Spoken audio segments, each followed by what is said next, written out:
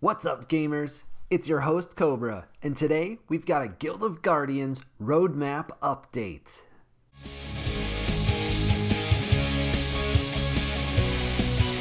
Now, to be totally upfront and frank about the situation, the roadmap update is absolutely a delay.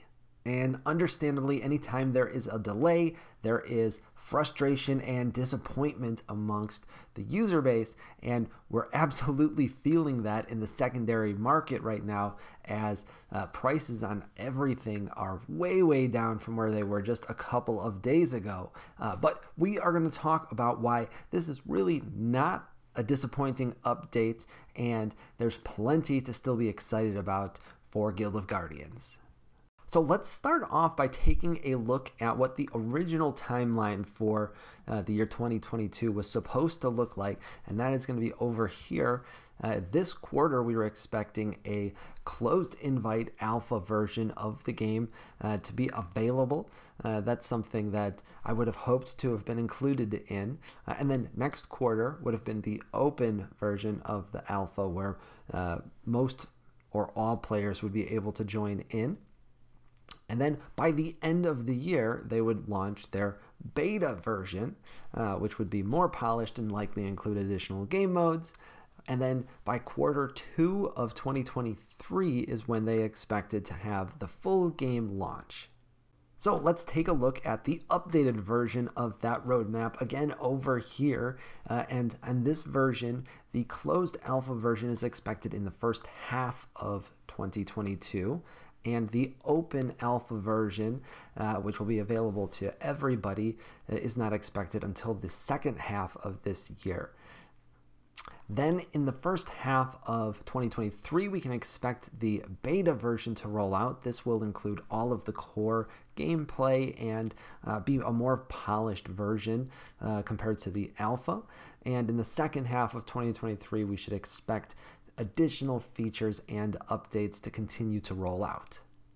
Beta, not even until 2023?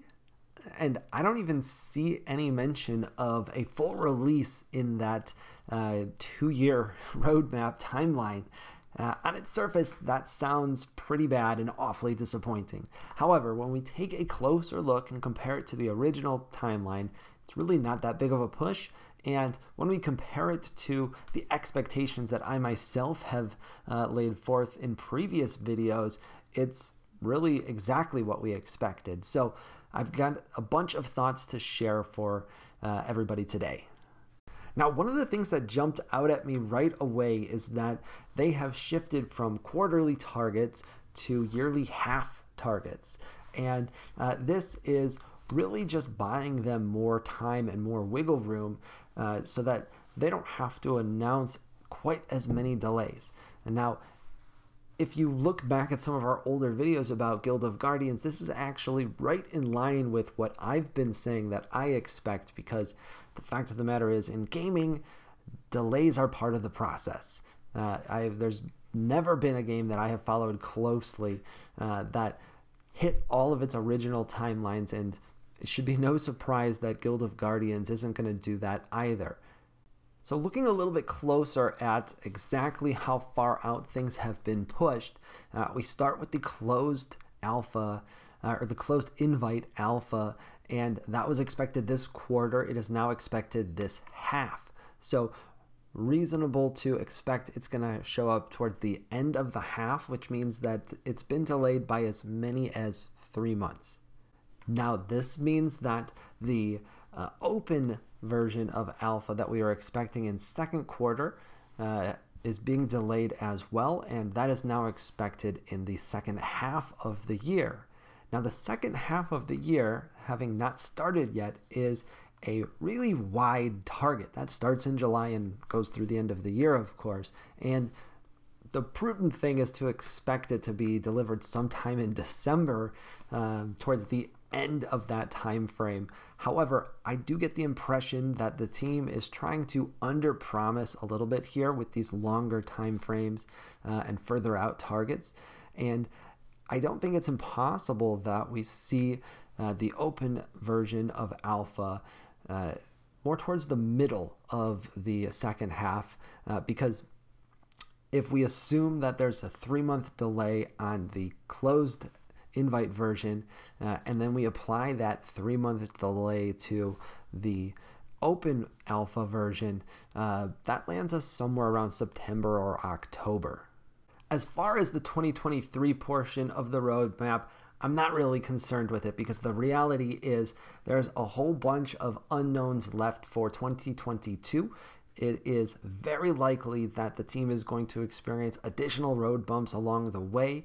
It's entirely possible that we see another announcement of delays as well, because that is very natural and normal in game development. Now, naturally, the team didn't include the full text of the blog post update in their Discord announcement. They included a summary plus the graph that we just looked at, and frankly, I think that's where most people stopped reading. But it's really important that we read the full post because there are some nuggets in there and some assumptions that I think people are making are incorrect. Now, when the closed invite alpha does arrive, it is going to be a playtest demo. This means it'll be completely off-chain, and there's going to be no progress rewards or token-based rewards available for the people that are selected to play in it. Rather, it's going to be an opportunity for a few members of the community to get their hands on the game and really help find the bugs. At that point, there's no reason to expect the product to be in anywhere near final form, and it's not likely going to be very polished up either. Now, my hope is that content creators are going to be included in that select group so that we can share some of our findings with the greater community. I believe that was the original plan. I don't know if that has changed at all or not, but if we do get any access here at the Freeroll, anything that I am allowed to share with you, I of course will.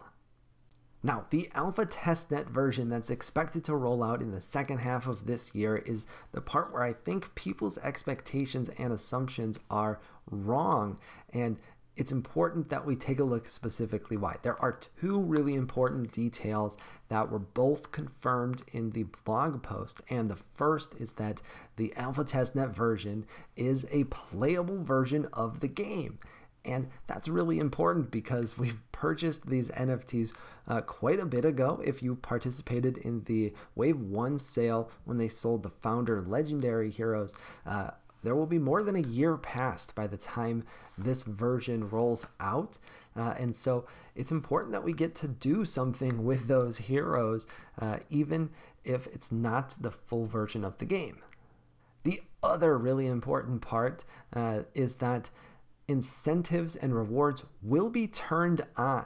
Now, this isn't going to be the full play to earn model that we're going to expect to roll out with the beta version, and it's TBD in terms of how much of it is going to be actually on chain at that point, but we're going to earn gems by playing the game. That means we will be doing some playing and earning at that point, and that our NFTs have real, actual, usable utility.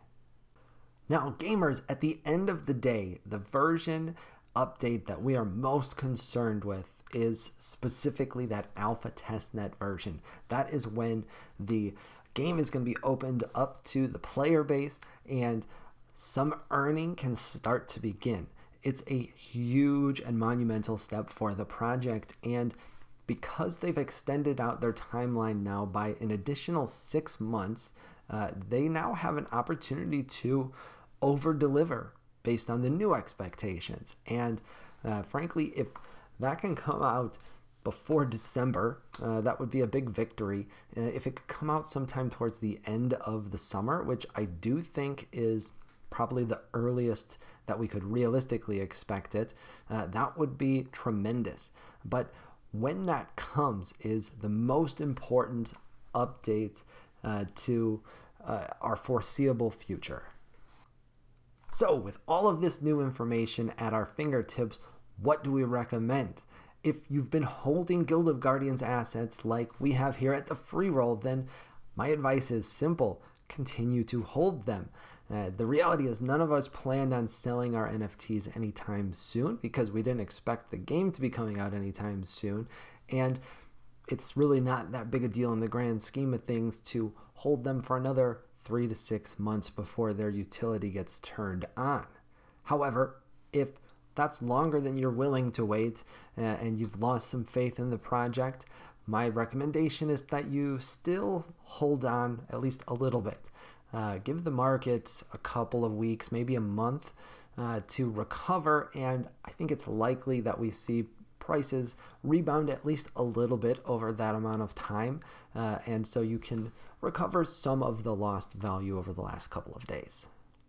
Now, if you're new to the project and haven't made any purchases yet, or if you're like me and really haven't lost any faith in the project with this update, then now is a fantastic buying opportunity. In fact, prices have come down in the neighborhood of 30 to 40% from where they were a couple of days ago, and that's as low as they've been in many months. So I'm going to keep particularly close eye on the prices of pets, energy boosters, and the Adventure Guild, because those are items that I would like more of anyways, and I think sometime over the next couple of days we'll see the prices start to bottom out before they rise again, and so that's when I'll be looking to pick up at least a couple of extra assets. Well, gamers, that wraps up our Guild of Guardians roadmap update video. If you found this helpful, consider giving us a follow on Twitter and check to see if you have hit that subscribe button yet. It really helps support the channel.